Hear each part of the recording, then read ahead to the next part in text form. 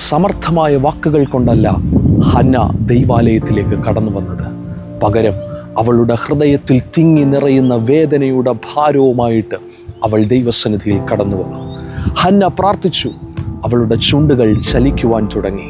അവളുടെ ഹൃദയം ഞരങ്ങുവാൻ തുടങ്ങി. ഒരു മനുഷ്യനും കേൾക്കുവാൻ വേണ്ടിയായിരുന്നില്ല ഹന്ന പ്രാർത്ഥിച്ചത്. പകരം സ്വർഗത്തിലെ ദൈവം അവളുടെ പ്രാർത്ഥനയുടെ ശബ്ദമൊന്ന് കേൾക്കുവാൻ വേണ്ടി അവൾ ദൈവസന്നിധിയിൽ കരഞ്ഞുകൊണ്ടേയിരുന്നു. അവളുടെ ശബ്ദം മറഞ്ഞിരുന്നു. എന്നാൽ അവളുടെ വിശ്വാസം സ്വർഗത്തിൽ ഇടിമുഴക്കം സൃഷ്ടിക്കുന്നതായിരുന്നു.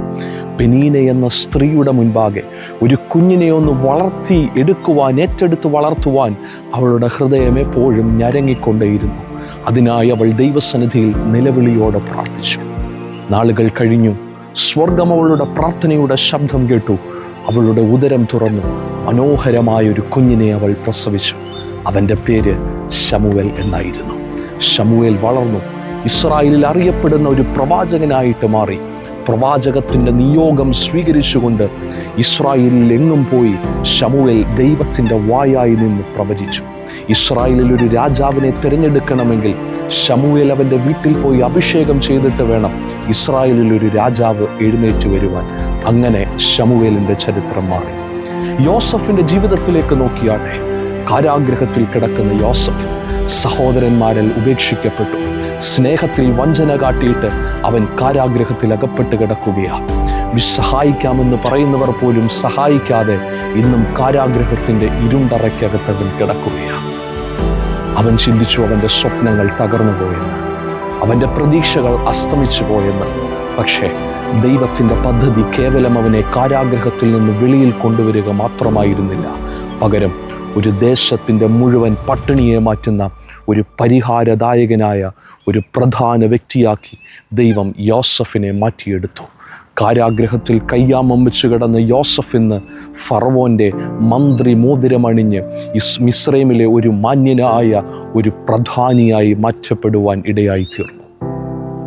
സഹോദരങ്ങളെ, ജീവിതത്തിൽ നിങ്ങൾ ഇന്നും പ്രതീക്ഷയില്ല എന്ന് പറഞ്ഞ്, നിങ്ങളുടെ പ്രാർത്ഥനയ്ക്ക് ഇന്നും മറുപടി കിട്ടിയില്ല എന്ന് പറഞ്ഞ് നിങ്ങൾ കരയുകയാണോ?